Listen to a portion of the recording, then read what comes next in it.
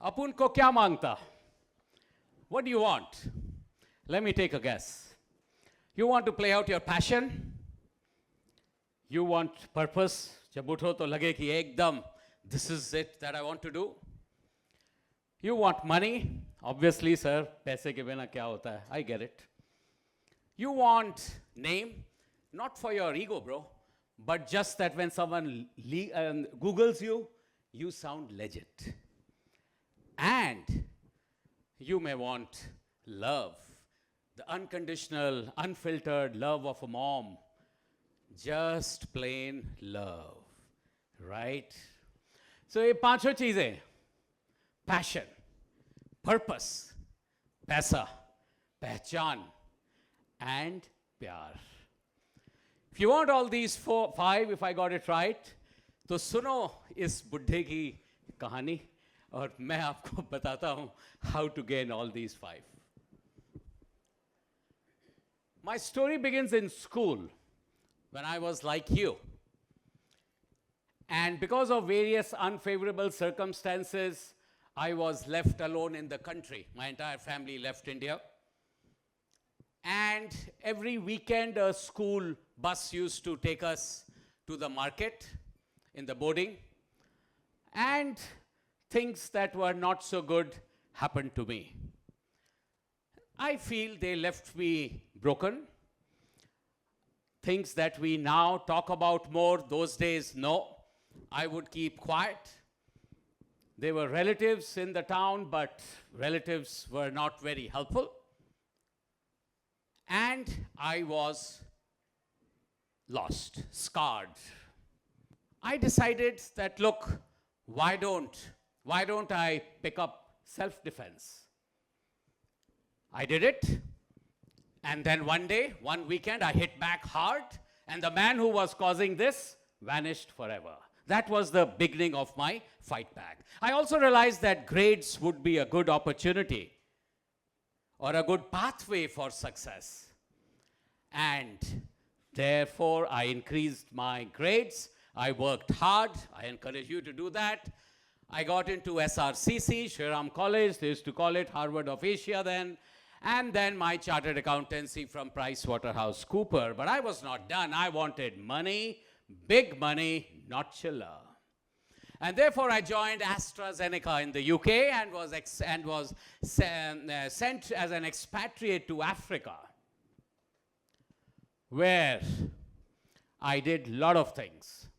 I rose to become one of the countries, one of the youngest CEOs of the AstraZeneca world at 28. And I did a range of stuff, selling chemicals, selling steel, dealing in commodities all over the world, opening a television station.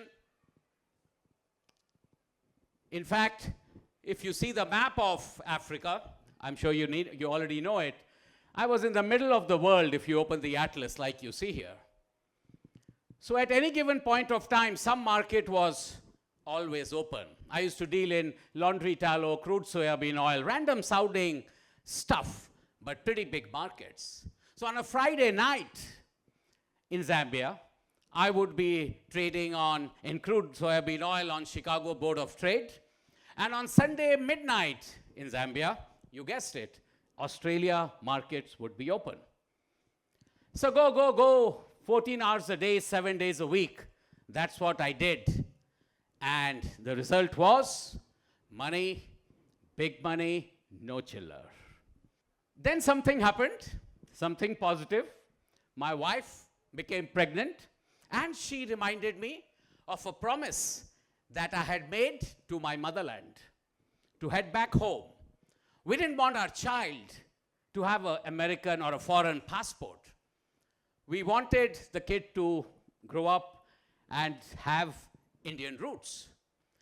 And therefore, I came back to India, and I had made money. I was looking for meaning. And therefore, I began working in the field of education. And if you see the next slide, amongst many things that I did, was doing a cycle yatra from Kalka to Kanyakumari. I would travel 15 days a week, 15 days in a month, all over country, spreading the right to education. You pay 2% education cess, or your parents too, because of people like me. The day Lok Sabha passed the Right to Education Act, 70,000 folks from our India's largest civil society alliance then were in Ramlila Maidan pushing for right to education. 26,500 villages. This is one picture.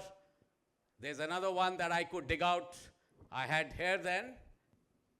That's when I realized, when I saw India's underbelly, that a degree of chartered accountancy is not particularly relevant for that. And therefore, I went to Harvard to do my master's in public administration, as we used to joke, how to save the world. And like all Indians, I did well. I was the best all-round student awardee, the Lucius Littauer Award they gave, which is sort of a gold medalist or a valedictorian, except that you have to kill it in sports, extracurriculars, and leadership, besides topping the class in marks. So that's pretty tough. But I managed, and then I came back, and maybe because of the award of this, the then Harvard president, Larry Summers, made me the founder program director of Harvard's office in India. And then the fame part also came through Lead India. I came on TV. I have a distinctive voice, as you can probably hear. And it was so distinctive, when I would enter a train, people would recognize me just based on my voice. So that gave a heady feeling. I recognize that. Came on every, or op-eds in every newspaper. But I still was not done. I had a dream. When I was 17-year-old, I had got an offer to join Kharagwasla, the NDA Academy, as a fighter pilot. My mom tried, and I didn't go, only son. But 25 years later, my mom had passed. Then I joined, at the age of 42, the Indian Army, through Territorial Army, 124 Infantry Sikh Regiment. Yes, you can join the Indian Army till 42. That's the last pathway of entering the army. I took that chance. This was my story. But this story is, I did all this not to build a perfect resume. Certainly not to have a shiny social media profile. I'm not there on social media. But giving back has been the plot twist in my life. And giving back led me to, and that's what I currently do, led me to an artist, a lady for whom her art represents or reflects mindfulness. The same mindfulness that reflects in the foundation that she inspires and directs, the Times Foundation, and the lady's name is Trishla Jain.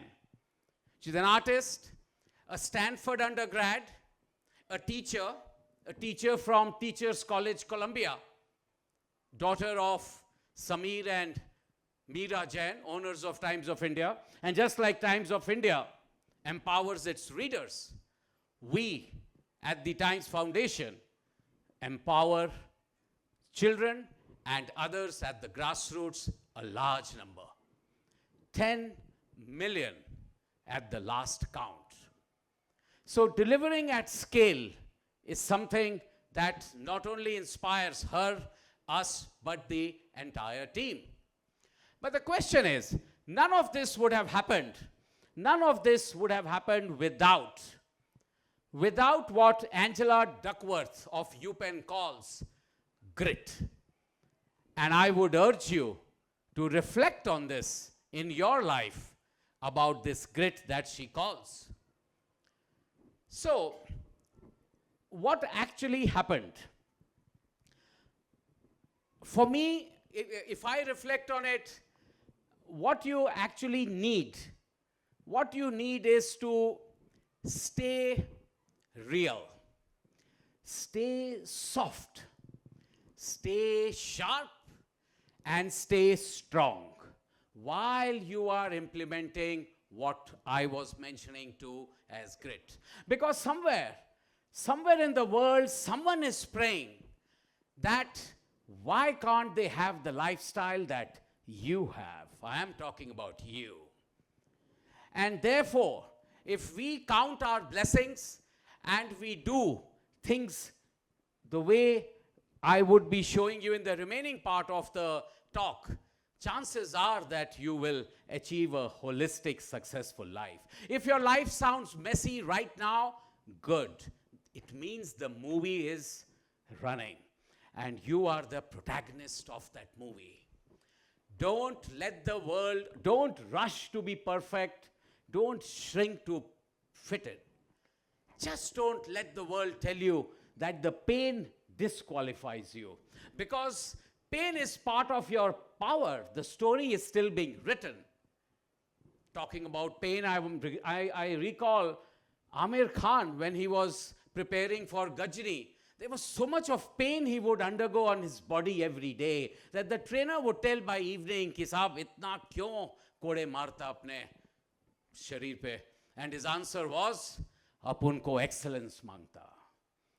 And therefore this pain that you will bear will ultimately help you, and we'll come back to that in a minute. I want to take a 30 seconds pause and take a breath. You can close your eyes if you want. Think of an event where you felt broken. I can count 10 in reverse to help you. 10, 9, 8, 7, 6. You're thinking of an anecdote that broke you. 3, 2, 1. That has happened. You've thought over it. And now the question is, now what? What now? Sympathy? No, not for you. And I know several Indian parents are excellent or PhD level folks in guilt-tripping children. Oh, we did so many hardships of raising you. Hamari itni takleefein thi. These days, the young folks are replying. They don't tell it to the parents, they tell me. Mommy, you had your momentary pleasure, and Daddy, you also had fun, and we were born. And then raising us was your goddamn duty, your dharma. So stop making us feel guilty. I know it. Thanks for the clap. I was just wondering whether you'll clap or not. I'll say, no, hum to nahi bolte hain. Your clap says it. I see it every day, all day, every day, 1.4 billion. But I'm coming to a point. See, they expect an emotional and financial payback. I call it immoral. It's like a fixed deposit, that you put money in a fixed deposit and ask for interest. Not good. Not good character. If I had a bad mother-in-law, and when I become one, I have two options. One, ab meri bari hai. And the second, no, I know what it means to feel like a crap, and I'll be the best mother-in-law. I don't want to make a gendered remark. I'll give a boy's example. If you were bullied in the park outside your home, and when you have an opportunity when you are 20, you again have those two options. You can guess on the lines of the earlier. Ki ab meri bari hai ya no, I will protect the 6-year-olds. That is where I'm headed to. Some of you may have headed where, you may have guessed where I'm headed. And what I call doing your duty despite some discomfort. Doing duty despite discomfort, taking the pain, makes you strong and builds you like a rock And for all you know, this pain becomes your superpower. You may have noticed that I have not talked about the fifth P up till now, Pyaar. And that's because I never fell in love with a human in my life. But I did fall in love with a concept, duty despite discomfort. And I'm going to tell you, and DDD is when you do something when there are no claps, when nobody is looking, when the lights are off. And that's what happened to me, and in that you find your partner. Mine was not a high school sweetheart. Mine was not a Hindi filmy romance. But mine was, both sets of parents gave us 60 minutes in a park in a society in Borivali, Mumbai, where we had few properties. We would come back to India looking for a bride. Parents would do the duty. And in 60 minutes, we had to decide whether we would spend the rest of our life together or not. There was no CCD or barista also those days. So that's, in such a format, I would recount my DDD vows, and more than 50 fathers of potential brides said, no, thank you. They told my dad, the guy is honest, but he's too honest, all this DDD nonsense. But ultimately, the lady who said yes, thank God, is that after 3 decades, both of us have taken a resolve that for the next 7 lives, we would like to be together. And that is, yeah, you can clap loudly. I can hear the, I could see the soft clapping. And that is assuming we don't achieve moksha. Because then we may not have to come back on this world, but we will leave the discussions of moksha for another session. So, I know our society talks about rights, less about duties. My money, my home, my territory, my. I understand that. But for me, DDD counters that and achieved me my love. You may not get it right. We are still in the Pyaar section. You may not get it right the first time. But ultimately, you will. Chali gayi to chali gayi. Chala gaya to chala gaya. But if you stick with DDD, you will ultimately have a long-term Pyaar. So in the end, I must confess that it is not about passion. It is not about purpose. It is not about any of the other P's, Pehchaan, Paisa, or Pyaar.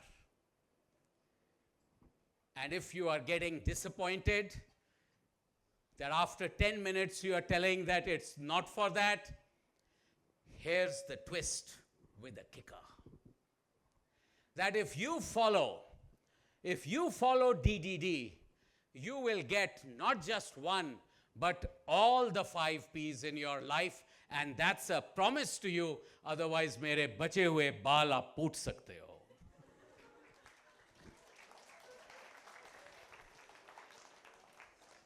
Going for these 5 directly decreases the probability of getting them. DDD is tough in the beginning, but it's nectar in the end. But if you're hunting, just want to do a passion, I want to be like that split AC, आवाज भी नहीं आए, पानी भी नहीं आए, और ठंड भी आ जाए, और purpose, और पैसा दे दो, बाकी पता नहीं.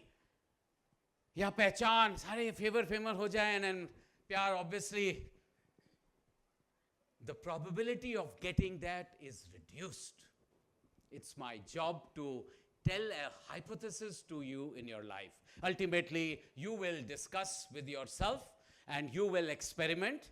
And long after you have forgotten this speech, you might say, oh my God, that guy was right. So, this is my secret, and I have disclosed to you today. Hey, my youth of India, Apun आपके लिए यही मांगता. Passion, purpose, पहचान, पैसा और प्यार.